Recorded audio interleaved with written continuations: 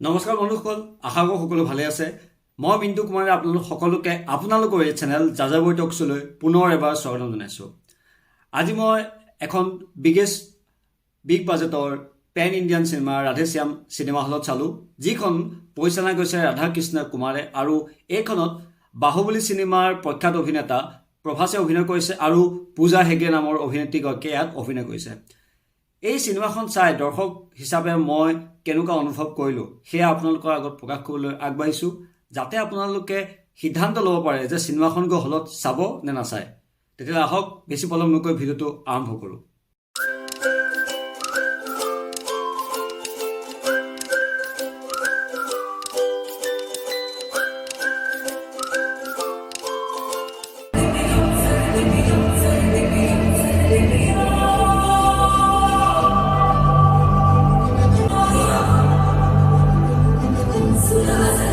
ৰাধেশ্যাম এইখন হৈছে 1970s পটভূমিত নিৰ্মিত হোৱা এখন পিৰিয়ডিক লাভ ষ্টৰী।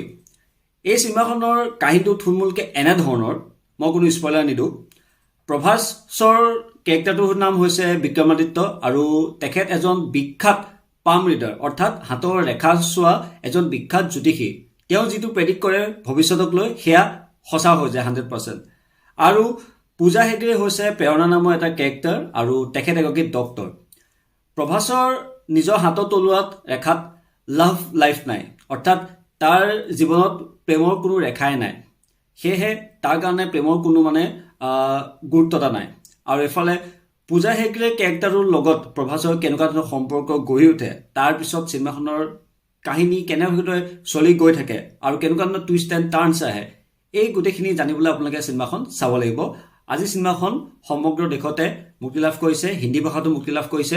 মূলতঃ এইখন এখন তেলেগু ভাষাৰ চিনেমা হয় আৰু আপোনালোকে চিনেমাখন হলত গৈ চাব পাৰে। এতিয়া চিনেমাখনৰ বিষয়ে যদি মই 2-3 শাৰী বাক্যত ক'বলৈ হয়, তেতিয়াহ'লে মই এইটোৱে ক'ম যে চিনেমাখন এখন চিম্পল লাভ ষ্টৰী। আমি সদায় দেখি শুনি থকা এটা লাভ ষ্টৰী হয়, পেনপেনীয়া লাভ ষ্টৰী বুলিয়ে কৈছোঁ, কিন্তু তাৰ যিটো ট্ৰিটমেণ্ট দিয়া হৈছে ডাইৰেক্টৰৰ দ্বাৰা, চিনেমেটোগ্ৰাফাৰৰ দ্বাৰা, টোটেলি এক্সট্ৰাঅৰ্ডিনেৰী, টোটেলি অচম। চিনেমাখনৰ কাহিনীটো তিনেই থুলমূল লাভ ষ্টৰী এটা হয়, কিন্তু আপোনালোকে এই চিনেমাখনত এটা ভাল ভিজুৱেল এক্সপিৰিয়েঞ্চ পাব। চিনেমাখনৰ বাজেট 350 crore অলমষ্ট, আৰু চিনেমাখন চাই থাকোঁতে আপোনালোকে সেইটো ধুনীয়াকৈ চিনেমাত হলৰ স্ক্ৰীণত গম পাব যে সঁচাকৈ এই চিনেমাখনত পইচা খৰচ কৰা হৈছে। ইমানেই ভিজুৱেলি এক্সপেৰিয়েঞ্চেবল, ভিজুৱেলি ইম্প্ৰেছিভ চিনেমা হয়। তাৰ যিবোৰ ভিজুৱেলছ দেখুওৱা হৈছে একদম আউটষ্টেণ্ডিং বুলিয়ে কৈছোঁ। কাহিনীটো যদিও ইমান চিম্পল, বিশেষ একো নাই, কিন্তু এই ভিজুৱেল আৰু এক্সপিৰিয়েঞ্চখিনিয়ে আৰু তাৰ যিখিনি কেমেৰা কাম, চিনেমেটোগ্ৰাফী, এই চিনেমাখনক বহুত ধুনীয়া কৰি তুলিছে। চিনেমাখনত এক্টিং ভাল হৈছে, প্ৰভাসে খুব ধুনীয়া এক্টিং কৰিছে। আৰু পূজা হেগড়ে কেৰেক্টাৰটো ইমান কিউট হয়। পূজা হেগড়ে কেৰেক্টাৰটো ইমান ভালকৈ লিখা নাই, কিন্তু হ'লেও তেওঁ যিমানখিনি কাম কৰিছে খুব ধুনীয়া হৈছে, খুব কিউট লাগিছে চিনেমাখনত। চিনেমাখনত ইম'শ্যনছ আছে, বেছি নাই কিন্তু ইম'শ্যনছ আপোনালোকে পাব।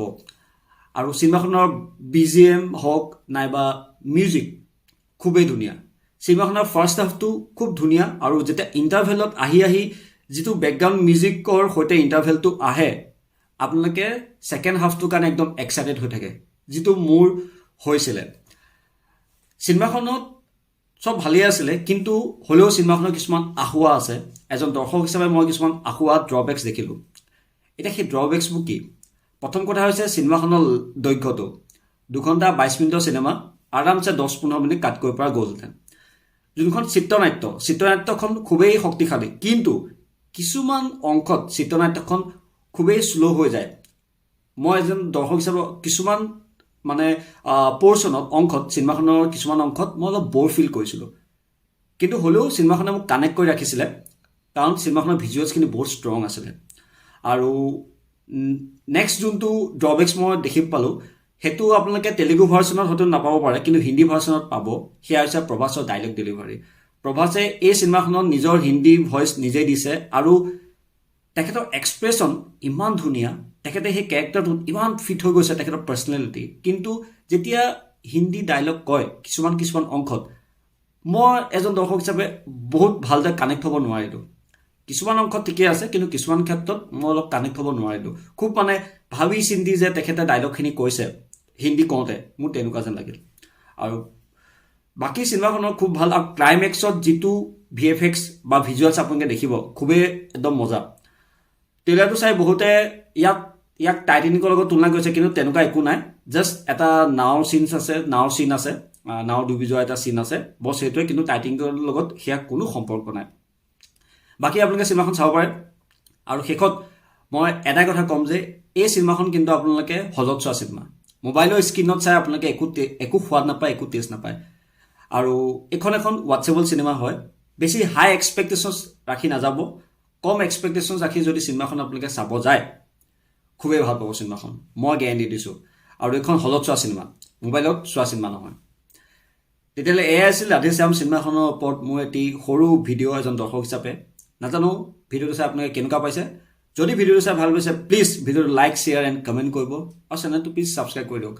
দুটামান ছাবস্ক্ৰাইবাৰ পালে মোৰ ভাল লাগে কাম কৰি যাবলৈ, অকলে যিহেতু কৰি গৈ আছোঁ। চ' দুটামান ছাবস্ক্ৰাইবাৰ বাঢ়িলে মোৰ মনটো ভাল লাগে, উৎসাহ পাওঁ। তেন্তে বেছি পলম নকৰোঁ, আপোনালোকৰ দিনটো যাতে শুভ হওক, এয়াকে কৈ থেংক ইউ।